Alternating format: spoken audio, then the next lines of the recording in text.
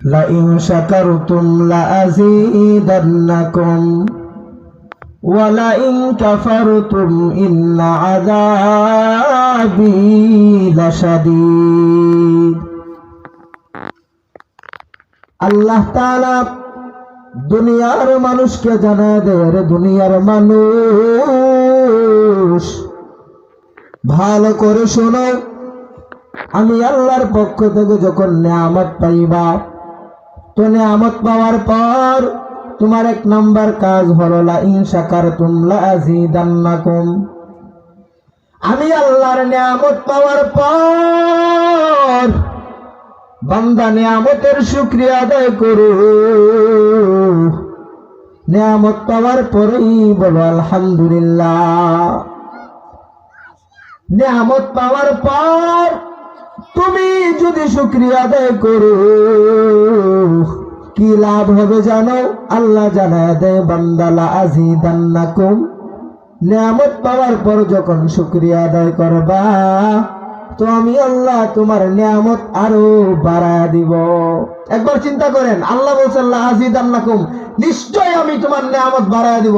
এবার মনে করেন যে আল্লাহ বলছেন নিয়ামত বাড়ায় দিবেন, কতটুকু কত পরিমাণে বাড়ায় দিবেন ওটা আল্লাহই ভালো জানেন। আল্লাহ তাআলাই ভালো জানেন, উনি যেমন বড় ওই পরিমাণে বাড়ায় দিবে। হিসাব করেন, শুকরিয়া আদায় যারা করেন না একবার হিসাব মিলেন। আর যদি নিয়ামতের শুকরিয়া আদায় করেন না তো কি ক্ষতি? ওয়ালাইন কাফারতুম ইন্না আযাবী লাশাদীদ। যদি বান্দা নিয়ামত পাওয়ার পর নিয়ামতের শুকরিয়া আদায় করো তো নিয়ামত বেড়ে যাবে। আর যদি বান্দা নিয়ামত পাওয়ার পর শুকরিয়া আদায় করো না, তোমাকে আমি আল্লাহ কোটি কোটি টাকার মালিক বানাইলাম, মাদ্রাসা মসজিদের জন্য যাওয়ার পরে তোমার পকেট থেকে 1 টাকাও বের হয় না, 100 টাকা বের হয় না, তোমার পকেট থেকে টাকা বের হয় না, বখিল হয়ে গেছো। মনে করবা বান্দা, আমি আল্লাহ জানায়া দিলাম ওয়ালা ইন কাফারতুম, যদি আমার নিয়ামত পাওয়ার পর না শুকরিয়া করো, ইন্না আযাবী লাশাদীদ, মনে রাখবা বান্দা, আমি আল্লাহর আযাব বড় ভয়ঙ্কর, আযাব বড় ভয়ঙ্কর। এই জন্য ভাই, নিয়ামত পাওয়ার পর শুকরিয়া আদায় করা। এই যে আমরা মাহফিলে আসলাম, বসলাম, এই মাহফিলের কেমন দাম? গোটা পৃথিবীর ভিতরে এমন কোন আলেম দেখাইতে পারবেন না আপনারা যে আলেম বলবে যে এই গানের আসরে বসলে গুনাহ মাফ হয়, কোন আলেম দেখাইতে পারবে না। কিন্তু এই মাহফিল, কোরআনের মাহফিল, যেই জায়গার মধ্যে কোরআনের বয়ান করা হয়, এই মাহফিলে বসছেন তো গুনাহ মাফ। সুবহানাল্লাহ, বসলেই গুনাহ মাফ।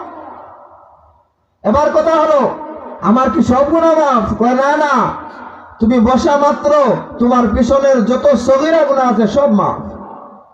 কিন্তু দেখা যায় বান্দা তো সগীরা গুনাহ করে না, শুধু কবিরা গুনাহ, মিথ্যা কথা বলে কবিরা গুনাহ, এরকম ভাবে তার মা বাবার অবাধ্যতা করে কবিরা গুনাহ, আর অনেক ধরনের শুধু কবিরা গুনাহ করে। এবার কথা হলো, বান্দা তো শুধু কবিরা গুনাহ করে, তো কবিরা গুনাহ কেমনে মাফ করাইবে? ইমাম কুরতুবী ডাক দিয়া বলেন, এরে দুনিয়ার মানুষ, চিন্তা করবা না, আমার আল্লাহ রহমান,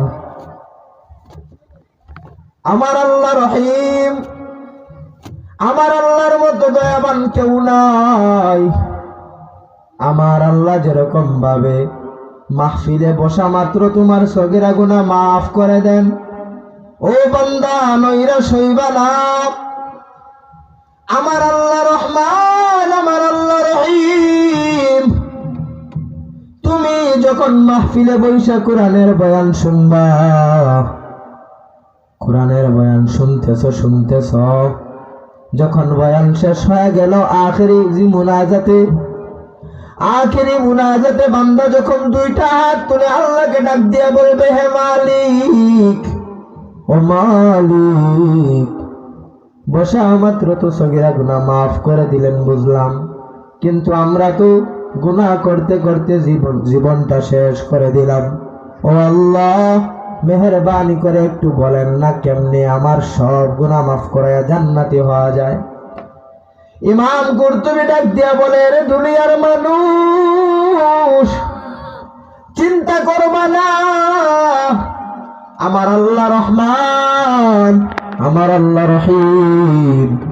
আখেরি মুনাজাতে যখন দুইটা হাত তুলে আল্লাহকে ডেকে ডেকে বলবা, আল্লাহ, সারা জীবন গুনাহ করে করে কাটায়া দিয়েছি, ও আল্লাহ, তওবা করলাম, আর জিন্দেগিতে গুনাহ করব না।